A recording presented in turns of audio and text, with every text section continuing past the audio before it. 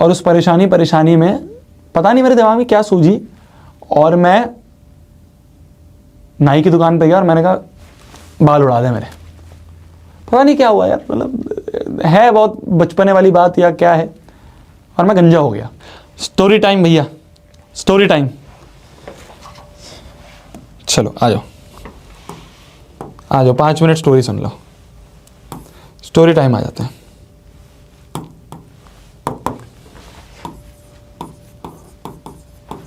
मतलब ये स्टोरी कुछ ऐसा नहीं है कि मैं तुम्हें कुछ मजाक वाली स्टोरी बता रहा हूँ। ये क्या है, मेरे नॉर्मल जब मैं कोटा में पढ़ा करता था तब के एक्सपीरियंसेस हैं, है ना। कुछ एक्सपीरियंसेस हैं मेरे जब मैं पढ़ा करता था, तो वो एक्सपीरियंसेस मैं तुम्हारे साथ शेयर कर रहा हूँ, जिससे जब तुम आगे बड़ी क्लासेस में जाओगे तो तुम्हें पहले से ही हर चीज़ पता हो, पहले से ही वो गलतियां पता हो जो मैक्सिमम बच्चे करते हैं, है ना। क्या बताया जाए फिर, क्या बताया जाए आज, क्या बताया जाए आज।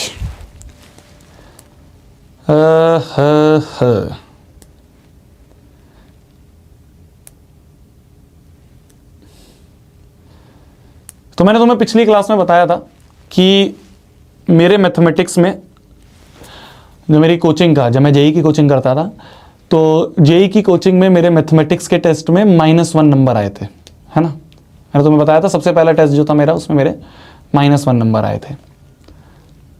अब जब वो -1 नंबर आए ना, तो पता नहीं क्यों मैंने ये देखा कि यार मेरे आसपास वाले बच्चे जो है सबके अच्छे नंबर आ रहे हैं, मेरे -1 क्यों आए, है ना। मैंने देखा यार कुछ बच्चे ऐसे हैं, क्योंकि क्या है, जो जेई का एग्जाम होता है ना, आज थोड़ा तुम्हें और अच्छे समझ में आएगा। जो बच्चे भी, जितने बच्चे भी हैं जो जेई के लिए आगे सोच रहे हैं करने की, जो जेई का एग्जाम होता है ना, जेई मेंस का एग्जाम अगर मैं बात करूं, तो जेई मेंस का जो एग्जाम होता है, जेई 2 पार्ट में होता है। जेई के 2 पार्ट होते हैं, 2 स्टेप्स होते हैं। पहला स्टेप होता है जेई मेंस। जो बच्चे जेई मेंस क्वालिफाई करते हैं वो बच्चे जाते हैं जेई एडवांस का देने। तो हमारे कोचिंग में दोनों टाइप के टेस्ट होते थे। कभी जेई एडवांस का टेस्ट होता था, जेई एडवांस लेवल का, मतलब हाई लेवल का। कई बार जेई मेंस लेवल का टेस्ट होता था। तो जो पहला टेस्ट था जेई मेंस लेवल का था। जेई मेंस जो है उसमें मैक्सिमम मार्क्स जो होते हैं वो 360 होते हैं, ठीक है। तो हमारा भी 360 नंबर का पेपर था, और मैंने ये देखा मेरी क्लास में बच्चों के 340 आ रहे हैं, 350 नंबर भी आ रहे हैं, 355 नंबर भी आ रहे हैं, 250 नंबर भी आ रहे हैं, है ना। तो मैं तो मैथ्स में -1 पे था। तो मैंने ये सोचा कि यार ऐसा क्या मैं गलतियां कर रहा हूं कि मेरे इतने नंबर आए हैं। मेरे आसपास वाले जितने दोस्त हैं सब इतने अच्छे अच्छे नंबर लाए हैं। एक हमारा ग्रुप था जिसमें काफ़ी अच्छे अच्छे टॉपर जो होते हैं ना, वो सब थे दोस्त। तो उस ग्रुप में मैंने देखा 340, 350, 355, 356 ऐसे नंबर है, और मैं बैठा हुआ था 120 में। फिजिक्स केमिस्ट्री मैथ्स तीनों के होते थे। मैथ्स में मेरे -1 थे, फिजिक्स और केमिस्ट्री में थोड़े थोड़े नंबर थे, तो जिससे टोटल 120 हो गया था। तो मैं थोड़ा सा ऐसे परेशान हो गया, मेरे को ऐसा लगा पता नहीं यार क्या हो रहा है। और उस परेशानी में पता नहीं मेरे दिमाग में क्या सूझी, और मैं नाई की दुकान पे गया और मैंने कहा बाल उड़ा दे मेरे। पता नहीं क्या हुआ यार, मतलब है बहुत बचपने वाली बात या क्या है, और मैं गंजा हो गया। ठीक है, मेरी फ़ोटो भी है, अगर फ़ोटो देखना चाहोगे। पता नहीं है या नहीं है मेरे पास फ़ोटो। एक बार देखता हूँ मैं, पता नहीं क्या सूझी मेरे दिमाग में, मैंने कहा मैं गंजा हो गया, पता नहीं क्यों।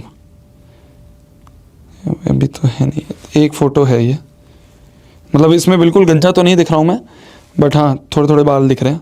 मतलब गंजा होने के बाद जो थोड़े थोड़े बाल आते हैं ना, उस टाइप के बाल दिख रहे हैं। ये देखो, इसमें तुम्हें दिख रहा होगा, मतलब इसमें जो फ़ोटो है, इस फ़ोटो में ऊपर लिखा भी हुआ है। ये देखो, ये फ़ोटो है, दिख जा बेटा, आजा आजा आजा। हाँ, ये फ़ोटो देखो, कोटा ऊपर लिखा ना, कोटा, डेट टाइम कुछ लिखी होगी ऊपर, दिख रहा है। हाँ, ये दिख रहा है ना, कोटा। तो ये फ़ोटो है, इसमें मैं गंजा हो गया था। और गंजा होने के बाद मेरी ये ऐसे ऐसे बाल थे, छोटे छोटे से आ गए थे। तो पता नहीं क्यों, तो मुझे भी नहीं पता कि क्यों हो गया था। और ऐसे बहुत डिप्रेशन वाला सीन में आ गया था कि मैं देख रहा था आसपास वाले बच्चे बहुत अच्छा कर रहे हैं, और मैं इतना अच्छा नहीं कर पा रहा हूँ, मैं इतना मेहनत मेरी पूरी चल रही है पर फिर भी नंबर नहीं आ रहे हैं। तुम्हें भी ऐसा फील हुआ होगा बहुत टाइम तक, या कई बार ऐसा फील होता होगा कि यार भैया हम अपना मैक्सिमम देते हैं, हम मेहनत तो पूरी करते हैं पर हमारे नंबर नहीं आ रहे। होता है ऐसा, होता है ऐसा कि भैया शायद जो क्लास का टॉपर है वो भी इतनी मेहनत नहीं कर रहा होगा, वो भी इतने घंटे नहीं पढ़ रहा होगा जितने घंटे मैं पढ़ रहा हूँ, मैं पढ़ रही हूँ, फिर भी उसके ज़्यादा अच्छे नंबर आ रहे हैं, मेरे नहीं आ पा रहे हैं। इसका रीज़न क्या है? तो मैं भी यही देखता था। फिर क्या हुआ, मैं गंजा हुआ, तो गंजा होने के बाद मेरे एक टीचर थे और वहाँ पे फिज़िक्स के जो टीचर थे हमारे, उन्होंने मेरे को देख लिया कि कल टेस्ट हुआ था, उसका रिजल्ट आया और ये बच्चा गंजा हो गया। ठीक है, तो उन्होंने मेरे को बुलाया, उन्होंने मेरे को बुला के पूछा कि क्या हो गया, क्या है। और उन्हें लग गया बहुत तेज कि सर 360 नंबर का पेपर था, 360 नंबर के पेपर में 110 नंबर आए हैं और क्या मुंह दिखाऊंगा मैं पापा मम्मी को। पापा मम्मी तो सोच के बैठे थे मैं आईआईटी में जाऊंगा और यहाँ तो मेरे नंबर ही नहीं आ रहे हैं भैया, और सर मैं घर पे क्या नंबर भेजूँ, घर पे नंबर भेजूंगा तो वो और डांटेंगे। तो इस तरह से मैं खूब रोया उनके सामने, खूब। तो उन्होंने मेरे को एक चीज़ बोली कि शोभित देख, पहली चीज़ तो ये है कि रोने से कुछ नहीं होगा, ठीक है। अभी सिर्फ 2 ही महीने बीते हैं, 2 या 3 ही महीने बीते हैं। ये देख कि बाकी बच्चे जो हैं वो ऐसा क्या कर रहे हैं जो तू नहीं कर रहा है। तो मैंने कहा सर मैं तो पूरी मेहनत कर रहा हूँ, मतलब मैं तो सुबह से शाम तक बस बैठा ही रहता हूँ और कभी ये बुक कर रहा हूँ, कभी वो बुक कर रहा हूँ, ये कर रहा हूँ, वो कर रहा हूँ, पर सर मेरे नंबर ही नहीं आ रहे हैं। तो उन्होंने कहा कोई बात नहीं, टेंशन मत ले, तू देख अपना टाइम दे इस पे और मेहनत कर। तो मैंने क्या करा, मैंने कहा ठीक है सर। मेरे अंदर थोड़ी सी मोटिवेशन आई। जब मोटिवेशन आई तो मैंने सोचा ठीक है चलो और मेहनत करता हूँ। तो फिर और बुक्स लगानी शुरू करी, है ना, अलग अलग टाइप के क्वेश्चन सॉल्व करे, अलग अलग टाइप के बुक्स ले आया भाई साहब, भर भर के मैं अलग अलग बुक्स आती थी वहाँ पे जेई नीट की, जेई की, मैं तो जेई की तैयारी करता था, तो जेई की अलग अलग बुक्स आती थी, मैंने बहुत सारी बुक्स पढ़ ली। मैथ्स की कितनी मोटी बुक आती थी एमएल खन्ना की, वो उठा लाया कि इसे सॉल्व करूँगा। फिजिक्स की एक बुक आती थी सिंगेज नाम की, इतनी मोटी बुक है फिजिक्स की, वो उठा लाया, वो सॉल्व करूँगा। एचसी वर्मा सॉल्व करूँगा, है ना। केमिस्ट्री की एक आती थी ओपी टंडन नाम से आती थी केमिस्ट्री की, वो उठा लाया, इतनी मोटी बुक है, सॉल्व करूँगा। मतलब 10-12 हज़ार रुपये मैंने बुकों में खर्च कर दिए कि सारी बुक सॉल्व करूँगा। तो मैंने सारी बुक्स जितनी इतनी मेरे से सॉल्व होती थी उतनी उतनी मैंने सॉल्व करी। और फिर 2 महीने बाद मेरा टेस्ट था। 2 महीने बाद मैंने सोचा अब मैंने मेहनत करी है और अच्छे से, मतलब ऐसा सीन हो गया था कि शायद मैं 3-4 घंटे ही सो रहा था दिन में। मतलब मैं पागल हो गया था, मैं बिल्कुल एकदम तुम्हें ऑनेस्ट बताऊं, मैं पागल हो गया था। मैंने कहा कि मेहनत करनी है यार, ठीक है। जा रहा हूँ 5 मिनट में, मेस में जाता था, मेस में जहाँ खाना मिलता था 5 मिनट में खाना खाया, वापस आ गया और बुक सॉल्व कर रहा हूँ, बुक सॉल्व कर रहा हूँ, ये कर रहा हूँ, वो कर रहा हूँ। 2 महीने बाद टेस्ट हुआ, 360 नंबर का ही टेस्ट हुआ। 360 में से नंबर आए मेरे 140। 20 नंबर बढ़ गए, है ना। फिर मैं और डिप्रेस्ड हो गया, कहा यार ये क्या हो गया यार, इतनी बुक सॉल्व करी, इतना कुछ करा, नंबर ही नहीं बढ़े। फिर मैं सर के पास गया, मैंने कहा सर अब तो इस बार तो देखो, मैं इतनी सारी बुक्स भी थी, इतनी सारी बुक्स भी सॉल्व करी, फिर भी नंबर नहीं आए सर। अब क्या करूं इससे ज़्यादा। मैंने बोला सर काफ़ी टॉपर्स ऐसे हैं जिन बच्चों के 360 में से 300, 300, 350 नंबर आ रहे हैं। उन बच्चों को मैं देखता हूँ वो खेलते भी हैं, है ना, वो आराम से 8-8, 9-9 घंटे की नींद भी ले रहे हैं। यहाँ मैं 4 घंटे की, 5 घंटे की नींद ले रहा हूँ, ऐसा कर रहा हूँ कि 2 घंटे सो रहा हूँ, 2 घंटे उठ रहा हूँ, 2 घंटे सो रहा हूँ, 2 घंटे उठ रहा हूँ, फिर भी सर मेरे नंबर नहीं आ रहे हैं। वो लोग तो सर सिर्फ 3-4 घंटे पढ़ते होंगे दिन में, मेरे दिन में अगर 24 घंटे में से मैं अगर 18 घंटे उठा हुआ हूँ तो 18 घंटे में से मैं 17 घंटे पढ़ ही रहा हूँ। मैं तो मतलब तुम मानोगे नहीं, विश्वास नहीं करोगे। विश्वास नहीं, चैट पब्लिक कर दूं, तुम विश्वास नहीं करोगे। अगर मैं कमोड पे भी बैठा होता था ना, तो मैं कमोड में भी बुक लेके बैठता था कि इस टाइम को भी वेस्ट नहीं करूंगा और पढ़ूंगा। तो सर इस बार तो आप देखो इतनी मेहनत करिए सर, जब भी नहीं हो रहा है। तो फिजिक्स वाले सर ने कहा मेहनत तू कर रहा है, पर मेहनत तू सही डायरेक्शन में नहीं कर रहा है। मैंने कहा यार देखो, ये जो तुम ज्ञानी बातें करते हो ना सर, ये नहीं समझ में आ रही है, और ठीक है देखा जाएगा जो होगा, और मैं तो ऐसे ही करते रहूँगा, तो ऐसी ही मेहनत करते रहूँगा।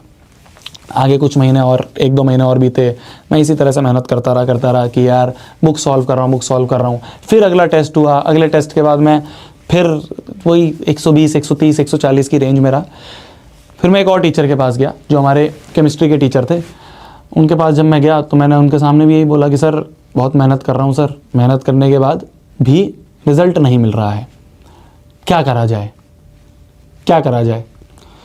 तो उन्होंने मेरे को ये बताया सेम आंसर कि राइट डायरेक्शन में नहीं कर रहा है, गधे की तरह मजदूरी तो कर रहा है पर राइट डायरेक्शन में नहीं कर रहा है।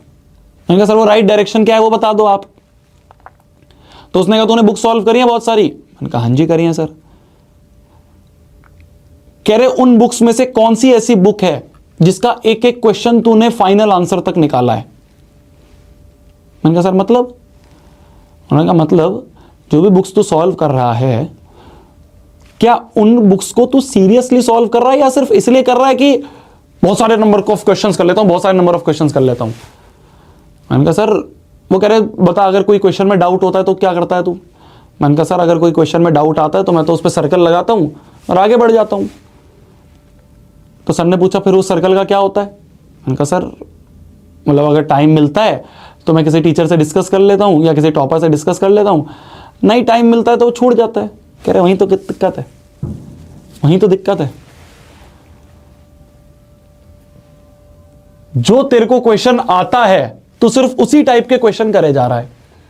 जिस क्वेश्चन में तू अटक रहा है उस क्वेश्चन को तू इग्नोर करे जा रहा है, उस क्वेश्चन पे तू गोला लगा रहा है और गोला लगा के आगे बढ़ रहा है। जीवन भर ये गोला गोला ही रह जाएगा, ये तो कभी सॉल्व हो ही नहीं पाएगा। तो ये डिपेंड नहीं करता है कि आप कितने नंबर ऑफ क्वेश्चन सॉल्व कर रहे हो, ये डिपेंड करता है कि अगर आप 10 भी क्वेश्चन सॉल्व कर रहे हो ना तो उस 10 क्वेश्चन को फाइनल आंसर तक लेके आओ। हमारी आदत होती है कि डाउट आ रहा है, ठीक है यार उस पर गोला लगाया, और गोला लगा के हम अपने आप को सेटिस्फाई कर देते हैं कि वाह यार मैंने तो अटेम्प्ट करा था, मेरे से हो नहीं पाया, मैंने गोला लगा दिया। अरे वो गोला गोला ही रह जाएगा, फिर बाद में तेरे पास सेम टाइप का क्वेश्चन आएगा, फिर तू उसमें अटकेगा, फिर तू उस पर गोला लगाएगा, फिर 5 महीने बाद वापस वो क्वेश्चन आएगा, फिर तू उस पर गोला लगाएगा, फिर आगे बढ़ जाएगा और शायद वही गोले वाला क्वेश्चन तेरे एग्जाम में आ जाएगा। फिर तू कहेगा ये तो डाउट था, बस फिर तो गया। समझे मेरी बात को?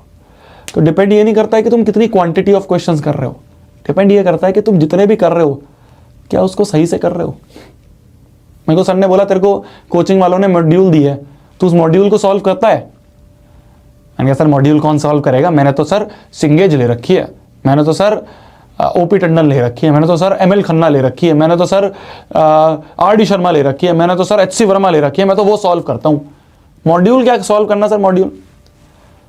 तो सर ने बताया जो मॉड्यूल तेरे को दी हुई है ना कोचिंग में, ये इन सारी बुक्स को स्टडी करने के बाद जो बेस्ट क्वेश्चंस हैं उनको एक जगह एकाग्रित करके मॉड्यूल दे रखा है। तो जो तेरे को दे रखा है, जो तेरे को सोने का कटोरा दे रखा है, तो उसको छोड़ के बाकी हर जगह पे घूम रहा है। ऐसा नहीं है कि वो सारी बुक्स गंदी हैं या वो सारी बुक्स खराब हैं, इन सारी बुक्स को करने का तेरे पास टाइम ही नहीं है। इनमें से जो इंपॉर्टेंट क्वेश्चंस तेरे को करने हैं वो सारे इंपॉर्टेंट क्वेश्चंस कोचिंग वालों ने टाइम लगा के उस मॉड्यूल में डाले हैं, तो सिर्फ उसको कर, तब मेरा दिमाग खुला। मैं तुम्हें बोलता हूं ना, मैं तुम्हें हर बार बोलता हूं क्या कि फलाना बुक्स पे मत भागो। तुम आर.डी. शर्मा सोचते हो, है ना, तुम सोचते हो मैं आर.एस. अग्रवाल भी कर लूंगा, तुम सोचते हो मैं फलाना क्वेश्चन बैंक भी कर लूंगा, तुम सोचते हो मैं फलाना सैंपल पेपर भी कर लूंगा। उन सबसे कुछ फर्क नहीं पड़ेगा। वो सारे सैंपल पेपर, वो सारे क्वेश्चन बैंक, वो सारी रेफरेंस बुक, वो सारी की सारी बुक्स जो हैं उन सबको पढ़ के, उन सबको एनालाइज करके, वो सारे प्रीवियस ईयर क्वेश्चंस, उन सबको एनालाइज करके ही हम अपनी कंटेंट बनाते हैं, उन सबको एनालाइज करके ही हम डीपीपी बनाते हैं, उन सबको एनालाइज करके ही हम टेस्ट बनाते हैं। और हमारे अंदर, बच्चों के अंदर क्या टेंडेंसी होती है कि जो मिल रहा है उसकी वैल्यू नहीं करेंगे। हाँ वो एक बुक, अरे वो सारी बुक बहुत अच्छी हैं, मैं मानता हूं सारी बुक बहुत अच्छी हैं, पर वो सारी करने का तेरे पास टाइम नहीं है ना। तो कोचिंग में क्यों पैसे दे रहा है? कोचिंग पे पैसे क्यों दे रहा है? अरे कंटेंट तो यूट्यूब पे भी फ्री अवेलेबल है, बुक्स तो बाहर भी तो खरीद सकता है। तू उस एक्सपीरियंस के पैसे दे रहा है जो वो टीचर जिसने वो मॉड्यूल बैठ के एक एक क्वेश्चन बनाया है उसके टाइम के पैसे जा रहे हैं बस। तो तू अपनी कोचिंग की मॉड्यूल छोड़ के बाकी 100 चीजों पे भाग रहा है और इसको कह रहा है इसको देखा जाएगा। अरे यही है मेन, यही है मेन। खाली इतना भी कर लेगा तो बहुत है। हमारे मास्टर एक चीज कहते थे, जो हमारी 11वीं में एक टीचर थे, वो एक चीज कहते थे कि क्लास के बाद, हमारी क्लास का टाइम होता था, हमारी क्लास दोपहर में होती थी, मतलब 1 बजे से लेके शाम के 7 बजे तक। तो 1 बजे से 7 बजे तक तो हमारी क्लास में चले जाते थे, कोचिंग में चले जाते थे। बाद में हमारा दिन का टाइम बचता था, दिन में हमारे पास टाइम मिलता था करीब 5-6 घंटे मिलते थे। मैं 5-6 घंटे हमारे स्पेयर होते थे। अगर कोई रात को लेट तक उठा हुआ है तो 3-4 घंटे और, मतलब तुम ये मान सकते हो पढ़ाई के लिए हमें मोटे मोटे 6 से 7 घंटे मिल जाते थे। ठीक है, तो हमारे टीचर ये कहते थे नोट्स का रिवीजन, तो एक तो जो क्लास में पढ़ाया जा रहा है वो नोट्स, जैसे मैं तुम्हें क्लास में पढ़ाता हूं उसका रिवीजन। ठीक है, डीपीपी, वहां पे भी हमें रेगुलर डीपीपी मिलती थी, वो डीपीपी का ही कॉन्सेप्ट है जो मैं तुम्हारे को डालता हूं। ठीक है, तुम ये देखोगे कि जो मैं यहाँ पे तुम्हारे को डीपीपी करवाऊंगा ना, जो मैं डीपीपी तुम्हें दूंगा आगे, अभी तो स्टार्ट हुआ है बैच, जब आगे मैं तुम्हें डीपीपी दूंगा तो उस डीपीपी में ऐसा होगा कि कुछ क्वेश्चंस तो होंगे जो आज की क्लास के हैं और कुछ क्वेश्चंस होंगे जो पिछले चैप्टर्स के हैं, जिससे तुम्हारा साइड बाय साइड पिछला चैप्टर भी रिवाइज होता रहे। मान लो अगर हम 6ठे चैप्टर पे हैं तो 6ठे चैप्टर पे जिस दिन पे मैं तुम्हें डीपीपी दूंगा ना, 6ठे चैप्टर के दिन पे, उस डीपीपी में तुम देखोगे चैप्टर नंबर 1, 2, 3, 4 सबके क्वेश्चंस हैं, जिससे इनडायरेक्टली हमारा 1, 2, 3, 4 भी रिवाइज होता रहे। तो हमारी डीपीपी वैसे मिलती थी वहां पे भी। तो वही कॉन्सेप्ट मैंने यहाँ पे रेप्लिका उठा के तुम्हें 10th में करवा रहा हूँ। तुम देखोगे अभी आगे जब डीपीपी आएगी तो हम वैसे ही करेंगे। तो हमारा टीचर ये कहता था कि नोट्स का रिवीजन पहला काम, डीपीपी वाला होमवर्क, और मॉड्यूल में से कुछ क्वेश्चंस देते थे। मॉड्यूल जो है, मॉड्यूल का जो होमवर्क है वो। तो हमारे टीचर कहते थे कि अगर एक बच्चे को ये सब करने के बाद भी एक्स्ट्रा टाइम मिल रहा है, इतना सब करने के बाद भी एक्स्ट्रा टाइम मिल रहा है कि वो और बुक्स कर पा रहा है, तो मतलब वो ये चीजें अच्छे से नहीं कर रहा है, मतलब वो ये 3 चीजें भी अच्छे से नहीं कर रहा है, वो इसमें भी सिर्फ मक्कारी कर रहा है, टाइम पास कर रहा है, जल्दी जल्दी से खत्म करके और बुक्स पे भाग रहा है। अरे इसके अलावा तुम्हें टाइम ही नहीं मिलेगा और चीजों पे तुम भागो, इसी में पूरा दिन निकल जाएगा, इसी में यही इतनी एक्सटेंसिव, इतनी इंपॉर्टेंट है, इतनी ज्यादा टफ है जो डीपीपी के क्वेश्चन है या जो मॉड्यूल के क्वेश्चन है। अगर तुम्हें एक्स्ट्रा बुक्स करने का टाइम मिल रहा है ना, मतलब तुम कुछ गलती कर रहे हो।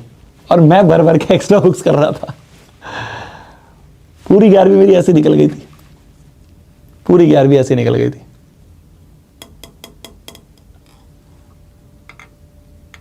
पूरी 11वीं में इधर भागता रहा, कभी वो बुक कर लो, ये बुक कर लो, ये बुक कर लो। एंड में जाके मेरे को समझ में आया कि यार जो कोचिंग वाले बोल रहे हैं सिर्फ उतना भी कर लोगे ना तो भी तुम अपनी क्लास के 99% बच्चों से आगे होगे, क्योंकि 99% बच्चे तो वो भी नहीं कर रहे हैं, 99% बच्चे तो और 100 चीजों पे भाग रहे हैं। अगर किसी जगह पे पैसे दिए हैं, एडमिशन लिया है, तो उसमें विश्वास रखो। समझ पा रहे हो मेरी बात को, है ना? अब आगे तुम जाओगे, तुम जेई की कोचिंग लोगे, नीट की कोचिंग लोगे, है ना, जहां पे भी जाओगे वो पूरी रिसर्च करके तुम उसमें एडमिशन लेना। ठीक है, पूरी रिसर्च करो अच्छे से कि भाई अपना डेमो क्लासेस वगैरह देखी, सब देखा, और फिर जब एक जगह जहां पे एडमिशन ले लिया ना, उस पर पूरा ट्रस्ट रखो, क्योंकि तुमने अपनी पूरी रिसर्च कर ली है उसको लेने से, वहां एडमिशन लेने से पहले। अब उस पर पूरा ट्रस्ट रखो। दिक्कत ये होती है हम कंपैरिजन करते हैं, मैं भी यही करता था। मैं भी ये सोचता था कि यार वो बच्चा तो ये भी बुक कर रहा है, मैं भी करूंगा, वो बच्चा तो ये भी बुक कर रहा है, मैं भी करूंगा, उस बच्चे ने ये टेस्ट सीरीज ले रखी है, मैं भी लूंगा, उस बच्चे ने ये मॉड्यूल ले रखी है, मैं भी लूंगा। मतलब कोटा में ऐसा होता है कि कुछ ऐसे शानदार बच्चे होते हैं, कुछ ऐसे खुराफाती बच्चे होते हैं, जैसे मैं भी था, कि वो एक कोचिंग में, और वो क्या करते हैं, उस कोचिंग पे तो विश्वास करेंगे नहीं, उसके अलावा वहां की और 5-6 कोचिंग्स के मॉड्यूल और खरीद लेंगे, पैसा खर्च करेंगे कि मैं तो सॉरी करूंगा। अबे जो तेरी कोचिंग के पहले उतनी कर ले, अगर तेरे को उसके बाद भी एक्स्ट्रा टाइम मिल रहा है, मतलब तू कुछ गलती कर रहा है। मैंने पूरी 11वीं यही गलती करी है। मैं तुम्हें हर बार बोलता हूं ना, सिर्फ 3 चीजें करनी है, सिर्फ 3 चीजें। नोट्स रिवाइज करना है, जो होमवर्क दे रहा हूं वो करना है और डीपीपी करनी है, बस और कुछ नहीं करना। जितनी 100 बुक्स तुम देख रहे हो, जितनी 100 सैंपल पेपर तुम देख रहे हो, जितने 100 क्वेश्चन बैंक तुम देख रहे हो ना, सारे हमने पढ़ रखे हैं। उन्हीं में से ही जो जो इंपॉर्टेंट होता है वो हम अपनी डीपीपी में, अपने टेस्ट में डाल देते हैं। तो तुम इसको भी सीरियसली करोगे तो तुम बहुत आगे चले जाओगे, क्योंकि मैक्सिमम बच्चे इस पर विश्वास नहीं रखते हैं। बच्चे वही है ना, grass is greener on the other side. हमें ऐसा लगता है उधर बहुत कुछ फायदा दिख रहा है, जहां पे हम आज बैठे हैं, जिस बेस्ट कोचिंग में आज हम बैठे हैं, वो तो टाइम पास है।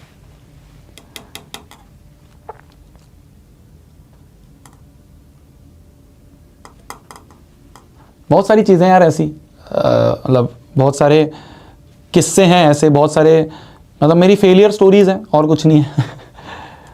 बट कहा यह जाता है कि इस बात को ध्यान से समझना, एक फेलियर जितना तुम्हें सिखा देगा ना, एक फेलियर बंदा जितना तुम्हें सिखा देगा, उतना तुम्हें टॉपर नहीं सिखा पाएगा। क्योंकि टॉपर तो टॉप करने के तरीके ढूंढ रहा है ना, टॉपर को पास तो टॉप करने के तरीके हैं। जहाँ डिस्ट्रैक्शंस होती हैं, जहाँ गलतियाँ होती हैं, वो सिर्फ फेलियर्स को पता होता है ना, वो सिर्फ फेलियर्स को पता होता है। एस्पिरेंट्स देखी थी ना तुमने, एस्पिरेंट्स में वो थे संदीप भैया, है ना, वो उसको कैसे गाइड कर देते हैं अच्छे से। क्यों? क्योंकि उनको पता है गलतियाँ कहाँ करते हैं बच्चे, उनको पता है गलतियाँ कहाँ होती हैं। टॉपर नहीं बता पाएगा गलतियाँ, फेलियर ज़्यादा अच्छे से बता पाएगा कि देख भाई यहाँ गड्ढे हैं, इन सारे गड्ढों से निकल जाइयो ना, बहुत दिक्कत आती है। ठीक है, आज के प्रवचन यही खत्म करते हैं। आज के प्रवचन यही खत्म करते हैं। मेरा गोल यही है यार, तुम टेंथ में तो तुम, अगर तुम सिर्फ नेक्स्ट टॉपर्स पे भरोसा कर रहे हो ना, तुम हम 4-5 लोगों 6 लोगों पे भरोसा कर रहे हो, अगर हमें फोकस कर रहे हो, 10th तो तुम निकाल दोगे बहुत आराम से। मुझे डर है तुम्हारी 11वीं का, बाकी और लोग तुम्हें इतना ज्ञान नहीं देंगे, तुम देखोगे इतनी सारी चीज़ें नहीं बताएंगे, क्योंकि उनका काम नहीं है ना ये। उनका तो ये है कि ठीक है यार, नौकरी कर रहे हैं। नौकरी कर रहे हैं बस, आज की क्लास ली, आज की क्लास लेके चले गए, उनका तो हो गया। मेरा ये है यार, ये चीज़ तो हमने बहुत बाद में शुरू करी है। इससे पहले तो हम बच्चों को गाइड कर रहे थे। मेरा मेन काम तो ये है। अगर मेरे सामने, मैं कह रहा हूँ ना, मेरे सामने अगर 100 बच्चा भी बैठा है तो मेरा ये गोल रहता है कि उस 100 बच्चे को ये दिखे, उस 100 बच्चे का ये फ़ायदा हो, कि उसको लगे कि हाँ यार, मैंने यहाँ पे अगर पैसा दिया है, एक्स अमाउंट दिया है, उसका कुछ फ़ायदा मिला, कुछ सीखा। मैं खाली किताबी चीज़ें नहीं सीखी, लाइफ के बारे में सीखी, आगे उसके बारे में चीज़ें सीखी। आज की स्टोरी टाइम यहीं तक है। ठीक है, अगली क्लास में और आगे के हम डिस्कशंस करेंगे और आगे की चीज़ें डिस्कस करेंगे।